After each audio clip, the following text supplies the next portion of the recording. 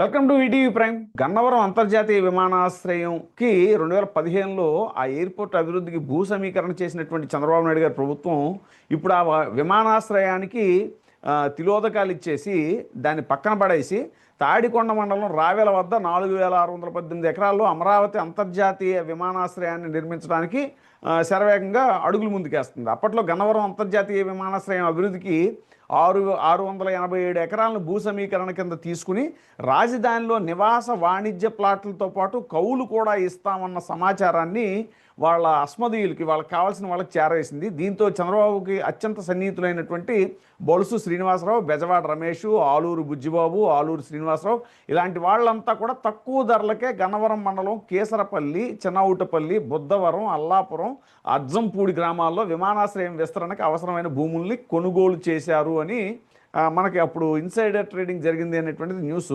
అవే భూముల్ని భూ సమీకరణ కింద గన్నవరం ఎయిర్పోర్ట్ అభివృద్ధికి అప్పగించి రాజధానిలో అత్యంత ప్రధానమైన ప్రాంతాల్లో నివాస వాణిజ్య ప్లాట్లను వారు దక్కించుకున్నారు.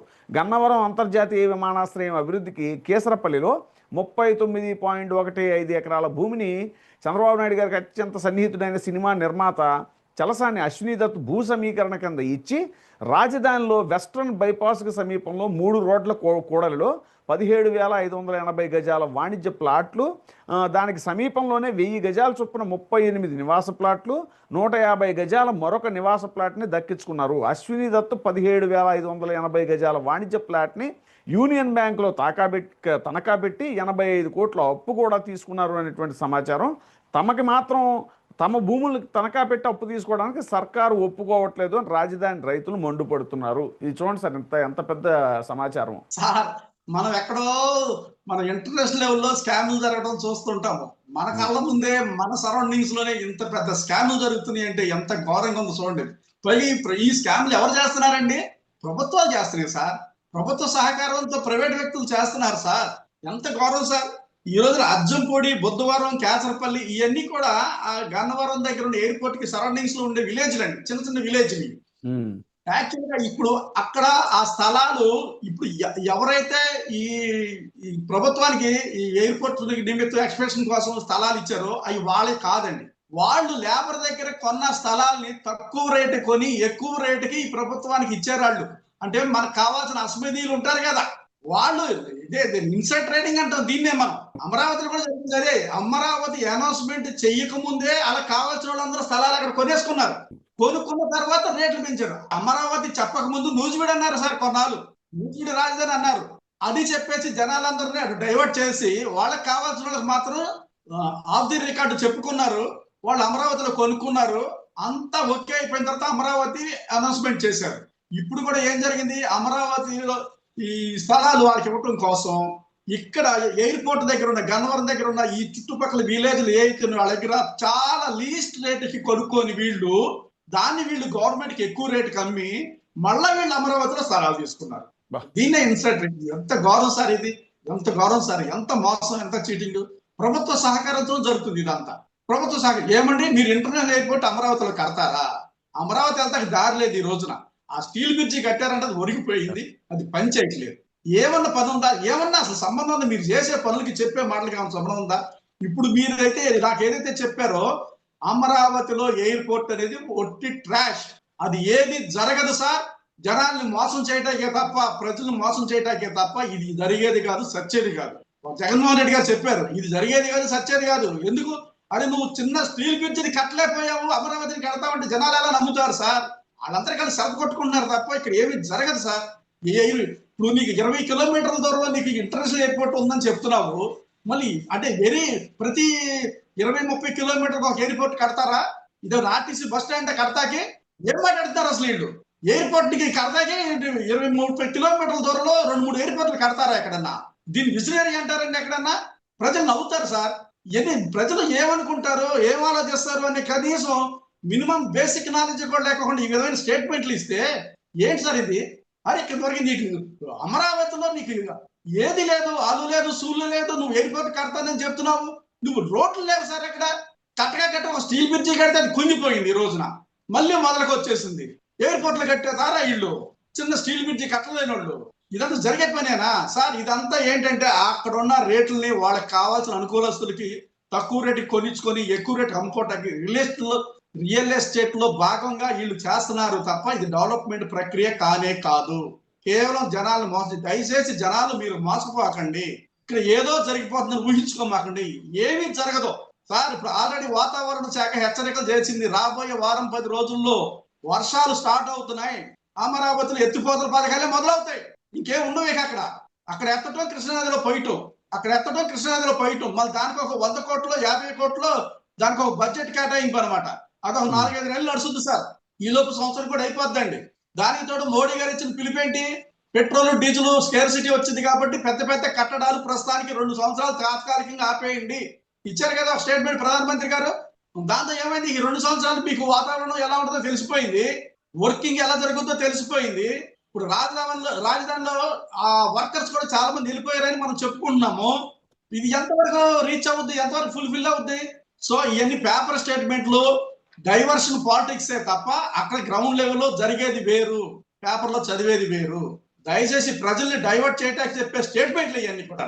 విభజన చట్టంలో ఇచ్చిన హామీ మేరకు గన్నవరం విమానాశ్రయాన్ని అంతర్జాతీయంగా అభివృద్ధి చేయడం కోసం కొత్త రన్వే, కొత్త టెర్మినల్, ఫ్లైఓవర్లు, మౌలిక వసతులు ఇవన్నీ చేపట్టేందుకు 4,000 కోట్ల వ్యయంతో 2015లో కేంద్రం సిద్ధమైందంట.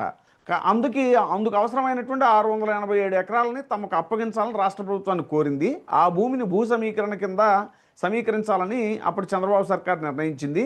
పట్టా భూమి అయితే ఎకరానికి మెట్టా జరీబు భూమితో సంబంధం లేకుండా 1000 గజాల నివాస ప్లాట్లు, ఇది 450 గజాల వాణిజ్య ప్లాట్లతో పాటు ఏడాదికి 50,000 రూపాయల చొప్పున ప్రతి ఏటా 5,000 పెంచుతూ 10 ఏళ్ల పాటు కౌలు ఇస్తామని నిర్ణయించింది.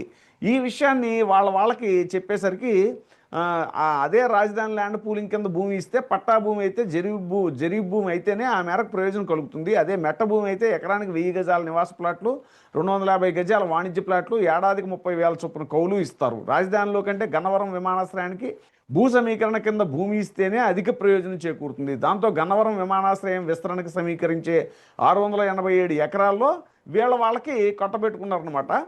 సో ఫైనల్గా తేలింది ఏంటంటే అసలు ఎంత గన్నవరం ఎక్స్పాన్షన్కి ఎంత ఖర్చు పెట్టారో చూడండి. ఇది నివాస ప్లాట్ గజం 50,000 చొప్పున ఎకరానికి వచ్చే 1000 గజాలకి 5 కోట్లు, వాణిజ్య ప్లాట్ ధర $2.700 కోట్లు పలుకుతుందని 2024 సెప్టెంబర్లో CRDA వేసిన అంచనాల ప్రకారం ప్రపంచ బ్యాంకుకు చంద్రబాబు సర్కార్ నివేదిక ఇచ్చింది. ఈ లెక్కన గన్నవరం విమానాశ్రయం కోసం తీసుకున్న 687 ఎకరాలకు గాను రాజధానిలో కేటాయించిన నివాస వాణిజ్య ప్లాట్ల విలువ 5,298 కోట్లు. ఎకరానికి 10 ఏళ్లకు కౌలు 7.25 లక్షల చొప్పున 687 ఎకరాలకి 49.80 కోట్లు. ఈ లెక్కన గన్నవరం ఎయిర్పోర్ట్ కోసం తీసుకున్న భూమి విలువ 5,347.80 కోట్లు.